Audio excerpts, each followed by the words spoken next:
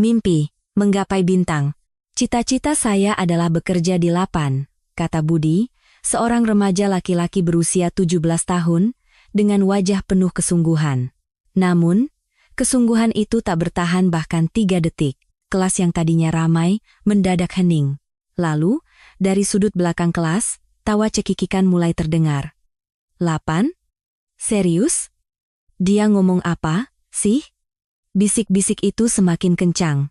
Aldo, siswa yang duduk di sebelah kiri Budi, menyenggol temannya dengan siku sambil menggelengkan kepala. Tiba-tiba, seseorang mendorong kotak pensil Budi hingga jatuh. Suara kotak pensil yang beradu dengan lantai diikuti oleh pensil-pensil yang berserakan. Ups, maaf ya, wajahnya sama sekali tidak menunjukkan penyesalan, malah tersenyum sinis. Pak Hartono, sang guru, sedikit menaikkan kacamatanya dan berkata dengan wajah datar. Budi, kalau begitu, untuk mencapai mimpimu di Lapan itu, kamu harus lebih giat lagi belajar fisika. Ya, baiklah, siswa selanjutnya. Nada bicaranya dingin. Tidak ada dorongan, tidak ada simpati, hanya suara yang berisi fakta. Budi tidak berkata apa-apa. Ia diam-diam bangkit dari kursinya dan memunguti pensil-pensil yang berserakan di lantai, satu persatu. Ujung jarinya gemetar. Wajahnya tampak tenang, tetapi telinganya memerah. Di dalam dadanya terasa sesak, seolah ada sesuatu yang mengganjal. Rasa sakit hati dan penghinaan terasa naik hingga ke tenggorokan, tetapi ia menelan semua perasaan itu dalam-dalam. Tidak apa-apa. Aku baik-baik saja. Bisik Budi pada dirinya sendiri, sambil meletakkan kembali kotak pensilnya di atas meja. Namun, ia tidak baik-baik saja. Sama sekali tidak. Saat jam makan siang tiba, Budi berjalan menuju meja di sudut kantin, tempat yang biasa ia duduki. Tempat yang terpencil, sempurna untuk duduk sendirian dan tidak menarik perhatian. Ia mengeluarkan kotak bekal dari tasnya. Nasi uduk yang dibuatkan dengan penuh cinta oleh neneknya. Tetapi hari ini, ia tidak berselera makan. Ia mencoba memasukkan satu suap ke mulutnya, tetapi kejadian tadi pagi terus terbayang. Wah, lihat si anak Lapan itu, makan nasi uduk lagi, bisa nggak sih makannya jangan berisik? Suara siswa-siswa yang lewat terdengar di telinganya. Budi perlahan menutup kotak bekalnya. Ia ingin makan, tetapi tidak bisa. Tenggorokannya terasa tercekat. Sebagai gantinya, ia mengeluarkan buku catatan sains usangnya dari tas. Buku itu adalah harta karun baginya, dengan sampul yang sudah lecek dan ujung-ujungnya yang usang. Saat ia membuka buku itu, kenangan masa kecilnya perlahan muncul. Catatan tentang eksperimen kecil yang ia lakukan bersama ayahnya saat masih di kampung halaman memenuhi setiap halaman. Eksperimen tegangan permukaan air, pengamatan reaksi kimia sederhana, catatan pengamatan rasi bintang. Tulisan tangan ayahnya yang besar membimbing tangan kecil Budi masih terlihat jelas. Saat ia membalik halaman terakhir, tulisan tangan ayahnya tampak samar. Budi, tidak apa-apa punya mimpi yang besar. Jangan menyerah hanya karena bintang itu jauh. Budi membaca kalimat itu dalam diam sambil memejamkan mata. Rasanya seperti mendengar suara ayahnya lagi, suara yang hangat dan menenangkan, sesuatu yang hangat mengalir di dalam dadanya. Ayah, apa yang kulakukan ini sudah benar? Ia ingin bertanya dalam hati, tapi tidak ada jawaban yang terdengar. Hanya suara bising kantin yang memenuhi telinganya. Sepulang sekolah, Budi berjalan perlahan menuju rumah. Langkahnya terasa lebih berat dari biasanya, sama seperti tas yang ia sandang dan hatinya. Saat ia membuka pintu rumah sederhananya, aroma yang familiar menyambutnya. Aroma sayur asem buatan neneknya. Aroma yang hangat dan penuh kenangan itu akhirnya membuat hatinya sedikit tenang. Budi, sudah pulang, nak? Neneknya menjulurkan kepala dari dapur kecil mereka sambil tersenyum hangat. Senyum di wajahnya yang berkerut adalah tempat berlindung teraman bagi Budi. Iya, Nek. Budi meletakkan tasnya dan menghampiri neneknya. Di atas meja makan kecil, lauk pauk sederhana namun disiapkan dengan sepenuh hati telah tersaji. Bagaimana sekolah hari ini? Atas pertanyaan lembut neneknya, Budi sejenak ragu. Ia tidak tahu harus berkata apa. Ia tidak ingin membuat neneknya khawatir. Tadi, ada presentasi di depan kelas. Presentasi apa? Aku cerita soal Lapan, lalu. Budi tidak melanjutkan kalimatnya. Terlalu sulit untuk diucapkan, neneknya menatap wajah Budi, dan tanpa berkata apa-apa, ia menggenggam tangan cucunya. Tangan nenek yang kasar dan keriput itu memegang erat tangan Budi. Budi, suara neneknya terdengar lebih rendah dan serius dari biasanya. Iya? Nek? Mimpi itu bukan orang lain yang menentukan. Kamu sendiri yang menentukan, dan kamu sendiri yang akan mewujudkannya. Kalimat yang singkat, tetapi di dalamnya terkandung seluruh perasaan neneknya. Budi mengangguk. Tenggorokannya tercekat, tak ada kata yang bisa keluar. Dan, Budi, nenek percaya padamu. Genggaman tangan neneknya semakin erat, kehangatannya menjalar hingga ke lubuk hati Budi. Malam semakin larut, Budi duduk di depan meja belajar di kamarnya yang kecil. Di bawah cahaya lampu, ia kembali membuka buku catatan ayahnya. Lalu, di halaman baru, ia menuliskan tanggal hari ini. Sejenak ia berhenti, memegang pena sambil berpikir. Peristiwa yang terjadi hari ini melintas di benaknya. Presentasi di pagi hari, pensil yang berserakan, kesendirian saat makan siang, dan sentuhan hangat tangan neneknya. Budi mulai menulis perlahan. Meskipun semua orang menertawakanku, aku akan terus berjalan menuju mimpiku. Selangkah demi selangkah. Kalimat yang pendek, tetapi di dalamnya terkandung seluruh tekad Budi. Tekad untuk tidak menyerah, untuk terus berjuang sampai akhir. Ia meletakkan penanya dan menatap keluar jendela. Di tengah kegelapan, bintang-bintang berkelip dalam diam. Bintang-bintang yang jauh itu, bintang-bintang yang suatu hari nanti ingin ia datangi. Budi sedikit mengangkat kepalanya dan menatap cahaya bintang itu. Rasanya seolah bintang-bintang itu berkata padanya, "Jangan menyerah. Kami di sini, kami menunggumu." Begitulah hari Budi berakhir. Hari yang berat dan sepi, tetapi di dalamnya, benih harapan mulai tumbuh. Harapan yang mungkin terlihat kecil dan rapuh, tetapi tidak akan pernah bisa dipatahkan. Keesokan paginya, Budi seperti biasa berjalan diam-diam menuju laboratorium sains. Hari ini adalah jadwal untuk eksperimen kelompok. Sementara siswa lain berkumpul membentuk tim, Budi berjalan sendirian ke meja eksperimen di belakang. Pemandangan yang sudah biasa baginya. Sambil mengeluarkan peralatan, Budi menghela napas dalam hati. Eksperimen kali ini adalah mengukur konduksi termal menggunakan sensor suhu. Terlihat sederhana, tetapi membutuhkan ketelitian tinggi untuk mendapatkan data yang akurat. Lihat dia. Sendirian lagi. Si jenius penyendiri sudah datang. Suara Rizky dan Aldo terdengar dari belakang. Budi tidak mengangkat kepala dan terus memeriksa peralatannya. Tapi ada yang aneh. Sensor suhunya tidak berfungsi dengan baik. Layar digitalnya hanya menampilkan pesan error yang berkedip-kedip. Budi memeriksa sambungan sensor dengan teliti. Siswa lain sudah memulai eksperimen mereka, hanya dia yang tertinggal.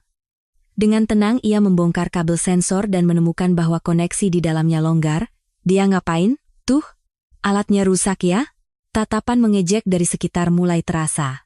Budi tidak peduli dan mengeluarkan obeng kecil dari tasnya. Dengan hati-hati ia membongkar sensor dan menyambungkan kembali kabel yang longgar. "Hei, si jenius 8. Jangan-jangan kamu yang merusaknya?" Suara sindiran Rizky terdengar, tetapi Budi tidak kehilangan fokus. Akhirnya, sensor itu kembali berfungsi. Angka suhu yang akurat muncul di layar digital. Pak Surya, guru sains, berjalan mendekati meja Budi. Ia sempat menunjukkan ekspresi terkejut, tetapi segera kembali memasang wajah datar. "Lanjutkan." Hanya itu yang ia katakan, reaksi yang datar, tanpa pujian atau perhatian. Tetapi Budi tidak peduli. Yang terpenting adalah eksperimennya bisa berjalan dengan baik. Budi melanjutkan eksperimennya dengan sempurna, sendirian. Ia mengukur perubahan suhu dengan presisi dan mencatat datanya dengan cermat. Bahkan bagian-bagian yang dilewatkan oleh kelompok lain, ia periksa dengan teliti. Gerakan tangannya seperti seorang insinyur yang berpengalaman. Anak itu aneh banget. Sendirian tapi serius begitu. Suara bisik-bisik terdengar dari sudut kelas, tetapi Budi tidak menghiraukannya. Ia justru semakin fokus. Inilah hal yang ia sukai. Setelah pelajaran selesai, saat ia berjalan di koridor, Rizky dan Aldo menghadang jalannya. Budi terpaksa berhenti. "Hei, jenius 8. Rizky melipat tangannya dan menatap Budi dari atas. Di depan Rizky yang tinggi, Budi tampak semakin kecil. Hari ini benerin apa lagi, Pak Montir? Aldo ikut menimpali sambil tersenyum sinis. Aneh banget. Ya, ngomong aja nggak becus. Tapi kalau soal mesin jago, Budi tidak berkata apa-apa dan mencoba melewati mereka, tetapi Rizky menarik tas Budi. Mau kemana? Kita kan lagi ngobrol. Saat itu, buku catatan sains Budi jatuh dari tasnya dan terbuka di lantai. Rizky dengan sengaja menendang buku itu. Kertas-kertasnya berserakan di lantai koridor. Catatan eksperimen yang telah Budi kumpulkan selama bertahun-tahun, rumus-rumus kimia, perhitungan fisika, semuanya berantakan di lantai. Diagram sirkuit, sketsa desain roket, bahkan catatan pengamatan yang ia tulis bersama ayahnya. Wajah Budi menjadi pucat pasi. Wow, apaan nih? Bahasa alien? Jason mengambil selembar kertas dan tertawa mengejek. Itu adalah halaman berisi rumus-rumus termodinamika yang Budi tulis dengan rapi. Hei, lihat ini. Gambar roket. Rizky mengangkat sketsa desain pesawat ruang angkasa Budi dan tertawa terbahak-bahak. Siswa-siswa lain mulai berkerumun. Gila, dia beneran mau ke lapan kayaknya. Tawa mereka menggema di koridor. Beberapa bahkan mengambil foto dengan ponsel mereka. Budi berlutut dan buru-buru mencoba memunguti kertas-kertas itu. Tangannya gemetar, jantungnya berdebar kencang seolah akan meledak. Buku ayah, yang kutulis bersama ayah. Sudut mata Budi terasa panas. Tapi ia tidak boleh menangis. Itu hanya akan membuatnya menjadi bahan ejekan yang lebih besar. Saat itulah, sebuah tangan diam-diam ikut membantu memunguti kertas-kertas itu. Budi mengangkat kepala dan melihat seorang siswa Asia Timur yang belum pernah ia lihat sebelumnya, ikut berlutut membantunya merapikan kertas-kertas. Tanpa berkata apa-apa, siswa itu mengambil sketsa desain dari tangan Rizky. Aku juga pernah mengalaminya dulu, kata siswa itu pelan. Suaranya kecil, tetapi terdengar tegas. Rizky dan Aldo merasa tidak seru lagi, pergi meninggalkan tempat itu. Siswa-siswa yang berkerumun juga satu persatu bubar. Terima kasih, kata Budi dengan suara pelan. Aku Adi. Adi Kim, katanya sambil mengulurkan tangan. Budi pun dengan hati-hati menyambut uluran tangan itu. Aku Budi. Rasanya canggung untuk pertama kalinya menyebutkan namanya di sekolah. Tapi rasanya tidak buruk. Kamu tidak apa-apa? Tanya Adi dengan khawatir. Budi mengangguk, meskipun sebenarnya ia tidak baik-baik saja. Jantungnya masih berdebar kencang. Anu, mau makan siang bareng? Tawaran Adi membuat Budi terkejut. Ini pertama kalinya ada seseorang yang mengajaknya makan bersama. Saat jam makan siang, Budi seperti biasa menuju tempat duduknya di sudut. Kali ini, Adi bersamanya. Adi juga membawa bekal. Boleh aku duduk di sini? Tanya Adi sambil menunjuk kursi di seberang Budi. Budi mengangguk.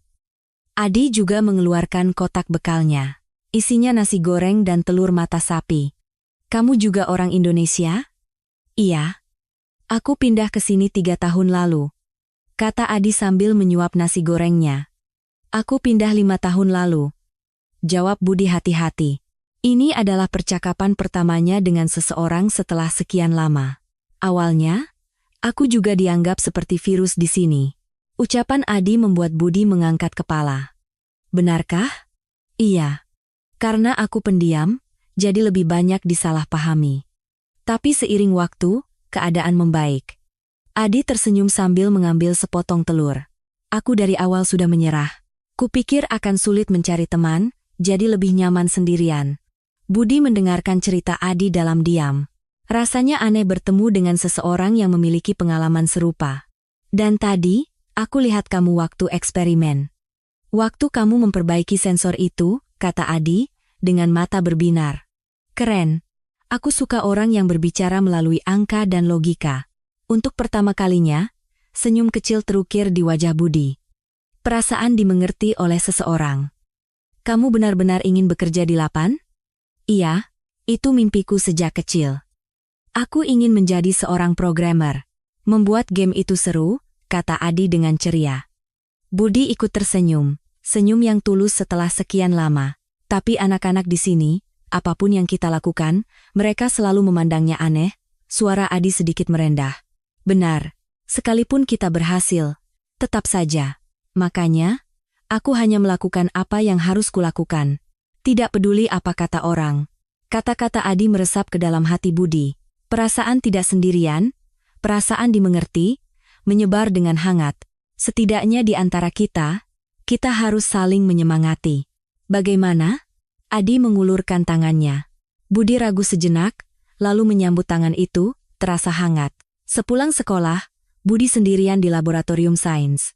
Ia ingin merapikan peralatan yang digunakan tadi dan menulis ulang catatan eksperimennya. Ia suka waktu yang tenang saat sendirian di laboratorium. Di luar jendela, senja mulai turun. Di sudut catatan eksperimennya, Budi kembali menemukan tulisan tangan ayahnya. Budi, tidak apa-apa punya mimpi yang besar. Jangan menyerah hanya karena bintang itu jauh. Di bawahnya, Budi mulai menulis kalimat baru. Meskipun kata-kata tak tersampaikan, kesungguhan bisa dirancang. Ujung jari Budi yang memegang pena tampak lebih mantap dari sebelumnya. Ia teringat pada Adi yang ia temui hari ini. Hatinya terasa hangat memikirkan bahwa ia telah bertemu dengan orang pertama yang memahaminya. Hari ini ada hal buruk yang terjadi, tetapi juga ada hal baik. Meskipun catatannya hampir dirusak oleh Rizky dan Aldo, Adi datang menolongnya. Dan mereka makan siang bersama. Aku tidak sendirian lagi, bisik Budi dalam hati, jalan yang harus ditempuh masih panjang dan sulit, tetapi sekarang ada seseorang yang berjalan bersamanya. Angin masuk melalui celah jendela, membalik selembar halaman catatannya. Budi diam-diam mengangkat kepala dan menatap keluar jendela yang mulai gelap. Di atas langit senja, bintang pertama mulai berkelip. Budi menatap bintang itu dan kembali mengambil penanya. Di sudut catatannya, ia menulis dengan huruf kecil. Hari ini aku bertemu seseorang yang memahamiku. Adi. Seseorang yang juga punya mimpi sepertiku. Kalimat yang pendek, tetapi di dalamnya terkandung harapan baru Budi.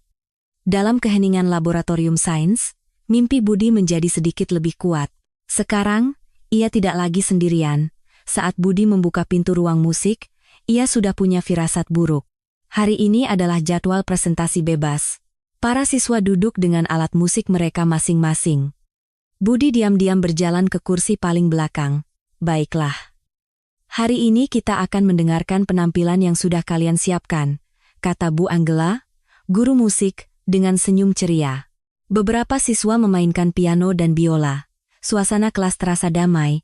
Namun, kemudian Rizky maju ke depan sambil membawa gitar. Bu, saya juga ingin menyanyikan sebuah lagu. Tentu saja, Rizky. Lagu apa itu? Lagu ciptaan saya sendiri. Rizky tersenyum sambil memetik senar gitarnya. Tetapi senyum itu terasa penuh niat buruk. Budi merasakan firasat dingin di hatinya. Rizky mulai memainkan gitarnya. Melodinya cukup bagus, tapi liriknya adalah masalahnya. Ada seorang anak laki-laki yang bermimpi tentang bintang-bintang. Para siswa satu persatu mulai mengangkat kepala untuk mendengarkan. Semoga roketmu membawamu pergi dan tak akan pernah kembali. Bumi akan damai, tanpa alien aneh sepertimu. Kelas yang hening kemudian pecah oleh tawa cekikikan di sana-sini. Beberapa siswa melirik ke arah Budi. Wajah Budi menjadi pucat. Rizky terus bernyanyi. Seolah-olah lirik itu dibuat secara spontan. Tetapi jelas ada tujuan di baliknya. Mimpi itu bagus, tapi lihatlah kenyataan. Lapan itu terlalu jauh. Adi menatap Budi dengan ekspresi tidak nyaman, tetapi tidak bisa berbuat apa-apa. Ia hanya bisa menundukkan kepala. Bu Anggela tersenyum canggung sambil bertepuk tangan. Lagu yang kreatif ya, Rizky? Baiklah, siswa selanjutnya. Tidak ada yang menunjukkan bahwa situasi ini adalah sebuah perundungan. Atau lebih tepatnya, mereka tidak mau menunjukkannya. Budi menundukkan kepala sambil mengepalkan tangannya. Kukunya menancap di telapak tangannya, tetapi ia tidak merasa sakit. Ia hanya menahannya. Sesuatu yang panas membara di dalam dadanya, tetapi ia menekan perasaan itu dalam-dalam. Waktu pelajaran olahraga. Hari ini jadwalnya pertandingan sepak bola. Budi sebenarnya tidak pandai berolahraga. Tetapi ia tetap berusaha untuk berlari dengan giat. Sekitar 10 menit setelah pertandingan dimulai, Budi sedang berlari mengejar bola ketika tiba-tiba Rizky dari samping menabraknya dengan keras. Budi langsung jatuh ke tanah. Celana olahraganya robek dan darah mulai mengalir dari lukanya. Maaf. Nggak lihat, kata Rizky sambil tersenyum. Wajahnya sama sekali tidak menunjukkan rasa bersalah. Sudah? Tidak apa-apa kan? Ayo lanjutkan permainannya, kata Pak Agung, guru olahraga. Dengan acuh tak acuh, ia bahkan tidak memeriksa apakah Budi terluka. Beberapa siswa tertawa kecil sambil melewatinya. Adi diam-diam mendekat dan membantu Budi berdiri. Tidak apa-apa, tidak apa-apa, jawab Budi dengan suara pelan, tapi ia tidak baik-baik saja. Luka di hatinya lebih sakit daripada luka di lututnya. Budi berjalan tanpa kata di lapangan, siswa lain masih asyik bermain sepak bola. Sinar matahari terasa menyilaukan, tetapi di dahi Budi bukan keringat yang menetes, melainkan air mata. Air mata yang panas. Sampai kapan ini akan terus terjadi? Tanya Budi dalam hati. Tapi tidak ada jawaban. Ia hanya bisa menahannya. Sepulang sekolah, Budi pergi ke perpustakaan. Tempat paling sunyi, di mana tidak ada yang mengganggunya. Ia duduk di sudut perpustakaan dan membuka catatan sainsnya. Di luar jendela, senja mulai turun. Hari ini akan segera berakhir. Budi menatap catatan itu dengan pandangan kosong. Ia teringat senja yang ia lihat bersama ayahnya. Dulu, segalanya terasa hangat dan penuh harapan. Perlahan, Budi mengeluarkan ponsel dari sakunya. Setelah ragu-ragu cukup lama, ia menekan nomor yang ia temukan di internet, jantungnya berdebar kencang. Setelah beberapa kali nada sambung, seseorang di seberang sana menjawab telepon. Selamat sore, dengan Yayasan Sains Indonesia. Selamat sore, apakah ada kompetisi sains yang bisa diikuti oleh siswa SMA? Suara Budi bergetar, tetapi jelas. Sebentar, saya periksa dulu. Hening sejenak. Budi menahan napas sambil menunggu. Ya, ada. Namanya Lomba Inovasi Sains Remaja. Pendaftarannya dibuka sampai bulan depan. Mata Budi berbinar, tolong beritahu saya dokumen apa saja yang diperlukan. Saya akan coba menyiapkannya. Baik, akan saya kirimkan informasi detailnya melalui email. Langkah Budi saat berjalan keluar dari perpustakaan terasa berbeda dari biasanya. Ia tidak lagi berjalan membungkuk. Seorang siswa yang lewat dengan sengaja menyenggol bahunya sambil tertawa sinis. Dulu, ia pasti akan tersentak, tetapi kali ini berbeda. Budi tidak menoleh ke belakang. Ia terus berjalan.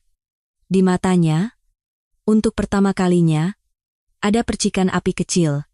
Bukan kemarahan, bukan kesedihan, melainkan perasaan yang lain.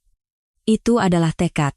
Di luar jendela, bintang-bintang mulai bermunculan satu persatu. Bintang-bintang yang jauh itu kini terasa sedikit lebih dekat. Ini baru permulaan, bisik Budi dalam hati. Ia berjanji pada dirinya sendiri untuk tidak lagi malu dengan mimpinya, dan akan membuktikannya dengan caranya sendiri. Tekad itu membuat langkahnya semakin mantap. Saat pelajaran sains dimulai, Pak Surya menulis sesuatu di papan tulis. Suasananya berbeda dari biasanya. Baiklah. Hari ini ada satu pengumuman khusus. Para siswa satu persatu mengangkat kepala. Rizky masih asyik bermain di belakang. Ada kompetisi nasional bernama Lomba Inovasi Sains Remaja untuk siswa SMA. Bagi yang berminat, silakan mendaftar. Kelas menjadi hening. Tapi keheningan itu bukan karena tertarik, melainkan karena tidak peduli. Ikut gituan cuma buang-buang waktu, bisik Aldo pelan. Beberapa siswa terkekeh. Ngapain? Paling yang ikut anak-anak jenius doang. Tapi Budi berbeda. Ia diam-diam mencatat sesuatu di bukunya dengan mata berbinar. Batas waktu, dokumen yang harus diserahkan, kriteria penilaian, semuanya ia catat dengan teliti. Adi melirik ke arah Budi, ekspresi serius di wajah Budi tampak tidak biasa. Ada yang ingin bertanya? Tanya guru, tetapi tidak ada yang mengangkat tangan. Budi juga tidak mengangkat tangan. Tetapi tatapan matanya seolah sudah memutuskan. Saat istirahat, Budi diam-diam bangkit dari kursinya. Sementara siswa lain keluar ke koridor. Ia berjalan ke arah yang berlawanan. Menuju ruang peralatan sains. Membuka pintu ruang peralatan, Budi melihat sekeliling. Berbagai macam peralatan eksperimen tersusun rapi. Di antara itu, Ia menemukan spektrometer yang rusak saat pelajaran terakhir. Budi duduk di depan spektrometer itu dan dengan hati-hati membuka penutupnya. Setelah memeriksa sirkuit dalamnya, ia menemukan lagi-lagi ada masalah kontak. Ia mengeluarkan peralatan kecil dari tasnya dan mulai bekerja dengan presisi, gerakan tangannya seperti seorang insinyur yang berpengalaman. Mengencangkan skrup yang longgar, membersihkan kontak yang teroksidasi, dan menyambungkan kembali kabel. Semua prosesnya berlangsung tenang dan akurat. Dari ruangannya, Pak Surya yang sedang mengamati melalui CCTV terkejut. Loh. Ia menatap monitor lebih dekat. Gerakan tangan Budi yang teliti dan pendekatan yang sistematis tampak luar biasa. Saat itu, Adi muncul di depan pintu ruang peralatan. Ia sedang mencari Budi. Lagi apa? Ah, ini. Rusak, jadi ku betulkan, jawab Budi dengan gugup. Adi melihat spektrometer itu, dan berkata pelan. Hebat. Kata-kata itu juga tertangkap oleh mikrofon CCTV. Tatapan Pak Surya berubah. Jam makan siang, Adi menghampiri Budi. Kamu kemarin telepon soal kompetisi itu, kan? Budi terkejut dan mengangkat kepala. Kok kamu tahu? Lihat saja wajahmu. Wajah orang yang sudah punya tekad. Adi tersenyum sambil mengeluarkan catatannya. Aku juga pernah coba mempersiapkannya. Tahun lalu. Benarkah? Iya. Meskipun gagal, Adi menunjukkan kode-kode pemrograman yang ia buat. Algoritma-algoritma rumit tertulis rapi, Budi juga dengan hati-hati membuka catatannya. Desain sistem pendorong roket, perhitungan efisiensi bahan bakar, rumus-rumus dinamika orbital tergambar dengan rapi. Ini semua kamu kerjakan sendiri? Iya. Awalnya bersama ayah, tapi... Suara Budi mengecil. Keren. Sungguh. Kata Adi dengan tulus. Meskipun kita tidak bisa keluar angkasa, setidaknya kita bisa pergi lebih jauh dari kelas ini. Candaan Adi membuat Budi tersenyum untuk pertama kalinya. Senyum yang tulus. Bukan senyum paksaan, melainkan ekspresi yang datang dari hati. Iya? Lebih jauh dari sini. Budi menjawab sambil tersenyum kecil. Sepulang sekolah, saat berjalan di koridor, seseorang memanggilnya dari belakang. Saat ia menoleh, Pak Surya berdiri di sana. Budi seketika berkeringat dingin, ia khawatir ketahuan masuk ke ruang peralatan tanpa izin. Guru itu menatap Budi sejenak lalu membuka mulut. Alat di ruang peralatan, kamu yang memperbaikinya, kan? Budi terkejut, tetapi ia tidak bisa berbohong. Ia mengangguk, caramu memperbaikinya cukup akurat. Suara guru itu terdengar ada nada kekaguman. Maaf Pak. Saya masuk tanpa izin. Bukan itu. Pak Surya menatap lurus ke arah Budi dan berkata, Budi, kamu punya bakat. Lanjutkan. Saat itu, dunia Budi seolah berhenti. Kata-kata guru itu masuk ke telinganya, tetapi ia tidak bisa mempercayainya. Benarkah, Pak? Iya. Coba juga ikut kompetisi itu? Pak Surya menepuk ringan bahu Budi lalu berjalan pergi. Budi berdiri sendirian di koridor. Kata-kata gurunya terus terngiang di kepalanya. Kamu punya bakat. Ia menggigit bibirnya dan terus berjalan. Ia mencoba bersikap biasa saja, tetapi ekspresinya sedikit bergetar. Sesuatu yang hangat menyebar di dalam dadanya. Ini adalah pujian pertama yang ia dengar, pengakuan pertama yang ia dapatkan di sekolah, dari seorang guru. Rasanya aneh, tetapi tidak buruk. Budi terus berjalan, langkahnya terasa lebih ringan dari kemarin. Matahari terbenam di luar jendela menerangi koridor dengan hangat.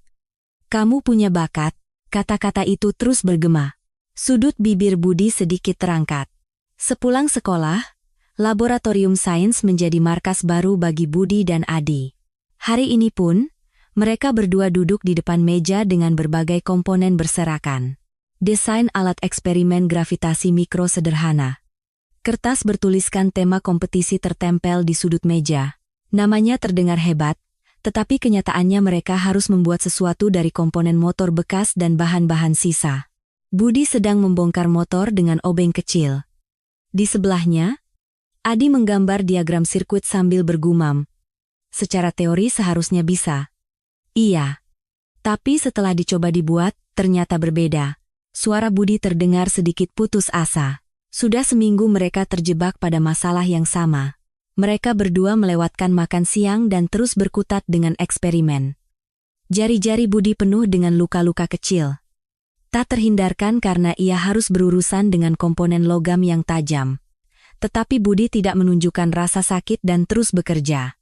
Astaga, luka lagi? Kata Adi dengan khawatir. Tidak apa-apa. Cuma segini. Jawab Budi sambil menempelkan plester pada lukanya. Matanya masih terpaku pada alat eksperimen. Namun, masalahnya bukan hanya eksperimen. Tatapan dan ucapan siswa lain yang lalu lalang di depan laboratorium sains terus berlanjut. Suatu sore, Rizky dan Aldo dengan sengaja membuka lebar pintu laboratorium dan masuk. Wah, Pak Doktor 8 kita masih sibuk merakit mainan, ya? Kata Rizky dengan nada menyindir. Bikin apa itu? Pesawat ruang angkasa? Aldo ikut menimpali sambil tertawa. Adi menatap keduanya dengan ekspresi tidak suka. Tetapi ia menahan diri untuk tidak berkata apa-apa. Budi bahkan tidak mengangkat kepalanya. Ia hanya diam-diam melanjutkan pekerjaannya. Dicuekin. Nih, ya udah, cabut. Rizky mengangkat bahu dan pergi, tetapi setelah mereka pergi, suasana di laboratorium terasa aneh. Beberapa hari kemudian, masalah yang lebih besar muncul. Chip sirkuit yang sangat penting untuk eksperimen tiba-tiba tidak berfungsi. Padahal kemarin masih baik-baik saja. Budi memeriksa chip itu dengan teliti. Tampak jelas bahwa chip itu rusak karena benturan dari luar. Entah ada yang sengaja merusaknya atau memang hanya kebetulan, tidak ada yang tahu. Mereka berdua duduk termenung. Batas waktu tinggal seminggu lagi, tetapi komponen inti mereka rusak. Bagaimana kalau kita menyerah saja? Budi untuk pertama kalinya mengucapkan kata-kata seperti itu. Suaranya terdengar lemah. Ekspresi yang belum pernah Adi lihat sebelumnya dari Budi. Sepertinya semangatnya benar-benar patah. Saat itu, Adi diam-diam mengeluarkan catatannya dan memberikannya pada Budi. Apa ini? Saat Budi membuka catatan itu, ia melihat ide-ide sirkuit alternatif yang digambar tangan oleh Adi. Entah kapan Adi menyiapkannya, desain-desain itu sangat detail dan praktis. Bukan cuma kamu yang jago. Aku juga sudah memikirkannya, kata Adi sambil tersenyum kecil. Kita kerjakan bersama. Waktu kita masih ada, Budi diam-diam menundukkan kepala, tetapi matanya perlahan mulai berbinar kembali, api semangat yang hampir padam di hatinya seolah menyala kembali. Terima kasih, kata Budi dengan suara pelan. Suara yang tulus. Mereka berdua kembali fokus bekerja. Kali ini, mereka mencoba pendekatan baru berdasarkan ide Adi. Malam semakin larut, tetapi lampu laboratorium sains tidak pernah padam. Malam sebelum batas waktu, Budi pulang terlambat. Jam menunjukkan sudah lewat pukul 11. Ibunya menunggunya di ruang tamu. Dengan segelas air hangat di tangan. Pulang malam sekali. Maaf, Bu. Tidak apa-apa. Lalu ibunya menatap Budi dan berkata, Ibu tidak tahu apa yang sedang kamu kerjakan, tapi ini pertama kalinya ibu melihatmu begitu serius. Budi mengangkat kepala. Ibu bangga padamu, nak. Kata-kata yang sederhana, tetapi sangat menyentuh hati Budi. Ibunya tidak bertanya apa yang ia lakukan. Seolah-olah ia hanya percaya pada putranya. Budi tidak berkata apa-apa, mengangguk, lalu masuk ke kamarnya. Ia duduk di meja dan kembali membuka catatannya. Besok adalah hari terakhir. Keesokan harinya, 30 menit sebelum batas waktu, suasana di laboratorium sains penuh dengan ketegangan. Budi dan Adi akhirnya menyelesaikan semuanya. Laporan yang berisi desain eksperimen, latar belakang teori, hingga hasil yang diharapkan. Usaha keras mereka selama beberapa minggu tertuang di dalamnya. Di layar komputer, halaman pengajuan online kompetisi terbuka, file sudah selesai diunggah. Tinggal menekan tombol kirim. Budi menghentikan tangannya yang memegang mouse sejenak. Tiba-tiba segalanya terasa nyata. Kita benar-benar akan mengirimkannya, pikirnya. Adi diam-diam mengamati di sampingnya. Ia tidak berkata apa-apa, tetapi kehadirannya saja sudah menjadi kekuatan besar bagi Budi. Budi menarik napas panjang, lalu menghembuskannya perlahan. Kursor mouse berada di atas tombol kirim. Pengajuan berhasil muncul di layar. Saat itu, Cahaya matahari yang hangat masuk melalui jendela laboratorium, seolah memberkati awal yang baru. Budi melepaskan tangannya dari mouse dan bersandar di kursi. Selesai. Akhirnya, mereka telah mengambil langkah pertama. Suatu malam, saat Budi sedang mengerjakan tugas, notifikasi email berbunyi di komputernya. Apa ini? Biasanya hanya email spam, tapi saat ia melihat pengirimnya, tertulis panitia lomba inovasi sains remaja, jantung Budi berdebar kencang. Selamat, Anda telah lolos seleksi tahap pertama. Saat membaca kalimat berikutnya, Budi langsung melompat dari kursinya. Anda diundang untuk presentasi final. Benar-benar terjadi. Rasanya seperti mimpi. Budi buru-buru mengirim pesan ke Adi. Beberapa menit kemudian, Adi menelepon. Serius? Kita lolos? Iya, kita berhasil. Mereka berdua bersorak gembira. Tetapi di wajah Budi, ada perasaan lain yang lebih besar dari kegembiraan. Apa aku benar-benar bisa melakukannya? Itu adalah kecemasan. Seberapa hebat peserta lainnya? Apakah anak sepertiku pantas melakukan presentasi di sana? Ketakutan itu muncul. Ibunya masuk ke kamar Budi. Ada apa? Kok ribut sekali? Bu, aku lolos seleksi pertama kompetisi itu. Wajah ibunya berseri-seri. Benarkah, anakku? Tapi kemudian ia menunjukkan ekspresi khawatir. Tapi kita tidak punya jas. Kapan presentasinya? Tidak apa-apa, Bu. Aku akan pakai baju yang rapi saja, kata Budi sambil tersenyum. Budi justru terlihat lebih tenang dari ibunya. Keesokan harinya di sekolah, situasinya masih sama. Rizky lagi-lagi mulai mengejek Budi begitu melihatnya.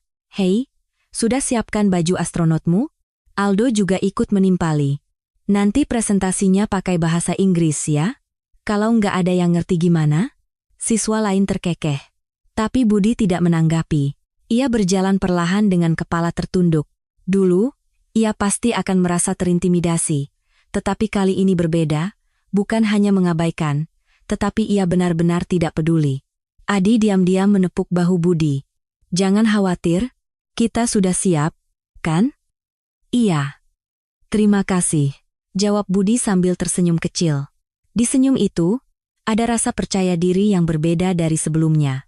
Hari presentasi, auditorium di Pusat Sains Universitas ternyata lebih megah dari yang dibayangkan. Budi dan Adi menunggu giliran di ruang tunggu belakang panggung. Melihat sekeliling, semua peserta lain mengenakan setelan jas yang rapi. Tim mereka juga besar. Ada yang 3, 4 orang, sementara Budi dan Adi hanya berdua. Budi mengenakan kemeja dan celana jeans yang rapi. Adi juga berpakaian serupa. Beberapa peserta melirik mereka sambil berbisik. Mereka anak SMA. Lihat pakaiannya. Tangan Budi sedikit gemetar. Adi menyadarinya dan menggenggam erat tangan Budi. Yang penting kan kita yang paling bersinar nanti. Kata-kata Adi membuat Budi diam-diam mengangguk. Setelah menarik napas dalam-dalam, hatinya sedikit lebih tenang. Akhirnya, giliran Budi dan Adi tiba. Lampu panggung menyorot mereka berdua. Di auditorium, ada sekitar 50 orang yang duduk. Para juri, peserta lain, dan tokoh-tokoh dari dunia sains. Budi berdiri di depan mikrofon. Awalnya, suaranya bergetar. Selamat pagi. Kami. Ia berhenti sejenak. Tetapi Adi di sampingnya memberinya tatapan semangat. Budi kembali membuka mulut. Kami telah merancang alat eksperimen gravitasi mikro sederhana. Perlahan, nada bicaranya mulai mantap. Ia menjelaskan kesulitan yang mereka hadapi, rasa frustrasi saat sirkuit rusak, dan proses bagaimana mereka mengatasinya. Awalnya, kami frustrasi karena tidak memiliki komponen yang mahal. Tapi justru keterbatasan itulah yang membuat kami menemukan solusi yang lebih kreatif. Suara Budi semakin penuh percaya diri. Tidak lagi bergetar. Di akhir presentasi, Budi membalik slide terakhir dan berkata, "Ini adalah mesin yang kami buat. Tetapi sebenarnya, ini juga merupakan eksperimen tentang diri saya sendiri. Eksperimen untuk membuat yang mustahil menjadi mungkin." Dengan kata-kata itu, presentasi berakhir. Hening sejenak di auditorium. Jantung Budi berdebar kencang. Apakah ia melakukan kesalahan? Apakah terdengar aneh? Pikiran-pikiran itu melintas di benaknya. Tetapi kemudian, Satu orang mulai bertepuk tangan. Lalu 2, 3, dan semakin banyak orang yang bertepuk tangan. Suara tepuk tangan memenuhi auditorium. Tepuk tangan yang tulus. Budi melihat ke arah penonton.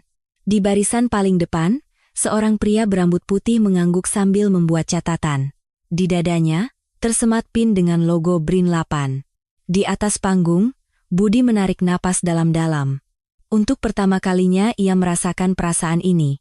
Perasaan di mana ia tidak perlu bersembunyi, tidak perlu merasa malu. Saat itulah ia sadar. Aku juga bisa, bisik Budi dalam hati. Untuk pertama kalinya, ia bisa menjadi dirinya sendiri sepenuhnya.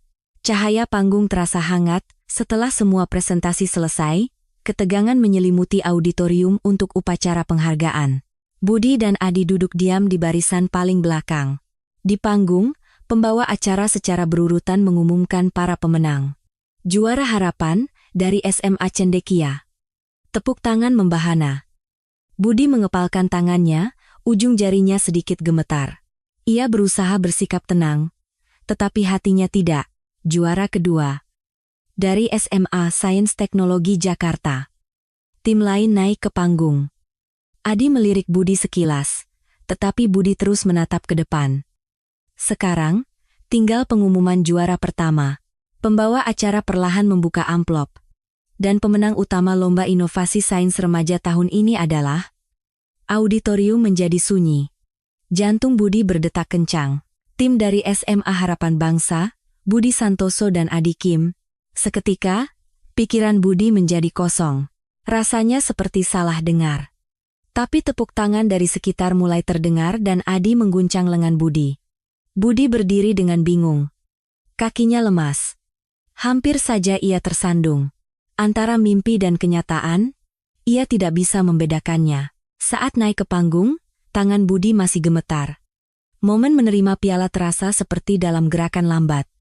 Bingkai piala yang berat terasa nyata di tangannya. Saat itu, seorang mentor dari BRIN yang berdiri di depan mikrofon mulai berbicara. Alat ini tentu saja luar biasa. Tetapi saya ingin memberikan tepuk tangan untuk sikap yang terkandung dalam proyek ini.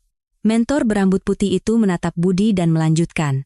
Semangat untuk tidak menyerah, dan kekuatan untuk mengubah keterbatasan menjadi kreativitas. Kata-kata itu terus terngiang di telinga Budi. Budi mengangguk dan berkata pelan. Terima kasih. Suaranya bergetar, tetapi tulus. Di dalam bus pulang, Budi terus menatap piala di tangannya. Benar-benar ada namanya tertulis di sana. Ini bukan mimpi. Adi di sebelahnya tersenyum dan berkata, masih belum percaya? Iya. Masih. Sesampainya di rumah, saat ia membuka pintu, ibunya sudah menyambut. Bagaimana hasilnya? Budi tanpa kata menyerahkan pialanya. Ibunya mengambil piala itu dan menatapnya lama. Tiba-tiba, air mata mengalir dari mata ibunya. Tanpa suara, tapi terus mengalir. Ini pertama kalinya Budi melihat ibunya menangis seperti itu. Air mata kebahagiaan. Air mata kebanggaan. Budi tidak berkata apa-apa lagi dan memeluk ibunya dengan lembut. Mereka berdua berdiri seperti itu untuk waktu yang lama. Beberapa hari kemudian, Budi dipanggil ke ruang kepala sekolah. Ia gugup karena tidak tahu ada apa. Saat ia membuka pintu ruang kepala sekolah, seorang pria asing duduk di sana. Siswa Budi Santoso, kan? Pria itu berdiri dan menyerahkan kartu namanya. Saya Haryo Santoso, penanggung jawab program pendidikan dari BRIN.